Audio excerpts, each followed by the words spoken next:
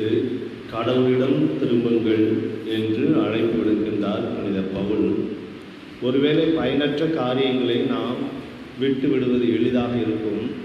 ஆனால் வாழ்க்கையில் எது பயனுள்ள காரியம், எது பயனற்ற காரியம் என்று உயிர்த்துணர்வதற்கான ஞானம் நமக்கு தேவைப்படுகிறது. இயேசுவில் பிரியமானவர்களே, இந்த நாட்களில் முதல் வாசகத்தில் திருத்துதர் பணியிலிருந்து நாம் வாசிக்கின்றோம். நாம் அறிந்தது போன்று இந்த திருத்துதர்கள் பணி என்ற புத்தகம் லூக்கா நற்செய்தியாளரால் எழுதப்பட்டது. லூக்கா நற்செய்தி ஆண்டுடைய பிறப்பு, அவருடைய போதனை, அவருடைய இறப்பு, உயிர்த்தெழுதல், விண்ணிற்கு ஏறிச் செல்கின்ற வரை உள்ள நிகழ்வுகளை தொகுத்து நமக்கு கொடுத்த நற்செய்தி நூல். ஆண்டு விண்ணிற்கு ஏறிச் சென்றதற்கு பிறகு உள்ள நிகழ்வுகளை லூக்கா நற்செய்தியாளர் திருத்துதர் பணி, அப்போஸ்தலர் பணி என்ற நூலில் நமக்கு கொடுத்திருக்கிறார்.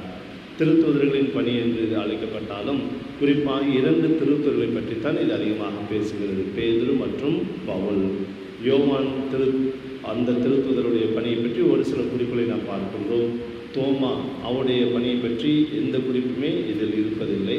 எனவே திருத்துதர்கள் பணி என்று பொதுவாக அழைக்கப்பட்டாலும் 2 திருத்துதர்களை பற்றித்தான் அதிகமாக இந்த நூல் பேசுகிறது. முதல் 12 அத்தியாயம் வரைக்கும் பேதுரு திருப்பணியை பற்றியும் அதன் பிறகு பவுலுடைய திருப்பணியை பற்றியும் பேசுகிறது. இன்று நாம் வாசித்த அந்த பகுதியில் பவுலும் பர்னபாவும் லீஸ்த்ரா என்ற ஒரு பகுதியில் போதிக்க செல்கின்றார்கள். அப்போது அங்கே கால் நடக்க முடியாத, பிறவிலிருந்தே கால் நடக்க முடியாத ஒருவர் இருக்கின்றார். அவரிடம் நலம் பெறுவதற்கான நம்பிக்கை இருப்பதை அறிந்து அவரிடம் பவுல் சொல்லுகின்றார், எழுந்து நின்று உன்னுடைய கால் ஊன்றி நட என்று சொல்லி. நலம் பெறுவதற்கான நம்பிக்கை அங்கே இருப்பதை கண்டு, ஆக ஒரு புதுமை செய்வதற்கு இயேசு எவ்வாறு சொன்னாரோ, விசுவாசி நீ உன்னுடைய விசுவாசம் போல உனக்கு நடக்கும் என்று சொல்லி, எந்த ஒரு நலத்தையும் புதுமை பெறுவதற்கு அங்கே விசுவாசம், நம்பிக்கை ஒரு அடிப்படையான தேவை என்பதை குறித்து காட்டிய இயேசு அதைத்தான் என்று பவுலும் சொல்லுகின்றார். நலம் பெறுவதற்கான நம்பிக்கை அவரிடம் இருக்கிறது. இந்த ஸ்பார்க் ஆஃப் ஃபெய்த், அந்த ஃபெய்த் இருப்பதனால் அவனால் நடக்க முடியும் என்று சொல்லி எழுந்து நடக்க வைக்கின்றார். நம்பிக்கை இருக்கும்போது தான் இறைவன் கூட வல்ல செயல் செய்ய முடியும் என்பது நமக்கு தெளிவாகிறது. இந்த ஒரு புதுமையை செய்தவுடன் அங்கே இருக்கக்கூடிய மக்கள் எல்லோரும் மிகவும் ஆர்ப்பரித்து தெய்வங்களை நம்மிடமே இறங்கி வந்துவிட்டன என்று சொல்லி கிரேக்க தெய்வங்களுடைய பெயரை சொல்லி இவர்களுக்கு பலியிடவும் பூஜையிடவும் எல்லோரும் தயாராகின்றார்கள். அதை பார்த்து பவுலும் பர்னபாவும் திகைத்து போய் அவர்கள் கோபமுற்று ஓடி சென்று, இதெல்லாம் விட்டுவிடுங்கள், நாங்கள் எங்களுடைய வல்லமையால் செய்யவில்லை, கடவுளுடைய வல்லமையால் நாங்கள் செய்தோம் என்று சொல்லி பயனற்ற இந்த பொருட்களை விட்டுவிட்டு கடவுளிடம் திரும்புங்கள் என்று அழைப்பு விடுகின்றார். 2000 ஆண்டுகளுக்கு அந்த ஒரு குறிப்பிட்ட கான்டெக்ஸ்ட், குறிப்பிட்ட அந்த நேரத்தில் அந்த வார்த்தைகள் பவுலடியார் சொன்னார். ஆனால் 2000 ஆண்டுகள் கழித்து அந்த வார்த்தைகள் மிகவும் முக்கியமான அர்த்தமுள்ள வார்த்தைகளாக தெரிகிறது. இன்று மனித குலம் ஒட்டுமொத்தமும் சேர்ந்து பயனற்ற காரியங்களுக்குத்தான் முக்கியத்துவம் கொடுத்து கொண்டிருக்கின்றார்கள். உதாரணமாக உலகத்தில் கோடான கோடி மக்கள் பசியால் துன்புற்று கொண்டிருக்கும் போது இந்த போர் தளவாடங்கள், போர் கருவிகளுக்காக லட்சக்கணக்கான கோடி ரூபாயை செலவழிப்பது ஒரு மடமைத்தனம் அல்லவா? பயனற்ற காரியத்தை விட்டுவிட்டு பயனுள்ள காரியம், மக்களை நேசிக்க வேண்டும், இயற்கையை நேசிக்க வேண்டும், அறிவியல் மட்டும்தான் சதம் என்று சொல்லி அறிவியலுக்கு அதிக முக்கியத்துவம் கொடுத்து ஆன்மீக வாழ்க்கையை மறப்பது ஒரு மடமைத்தனம் அல்லவா? இவ்வாறாக ஒட்டுமொத்த மனித குலமும் பயனற்ற காரியத்திற்கு தேவையில்லாத முக்கியத்துவத்தை கொடுத்து பயனுள்ள காரியங்களை அவர்கள் மறந்து விடுகின்றார்கள். அது ஒட்டுமொத்த மனித குலம். தனிப்பட்ட நம்முடைய வாழ்விலை யோசித்து பாருங்கள்.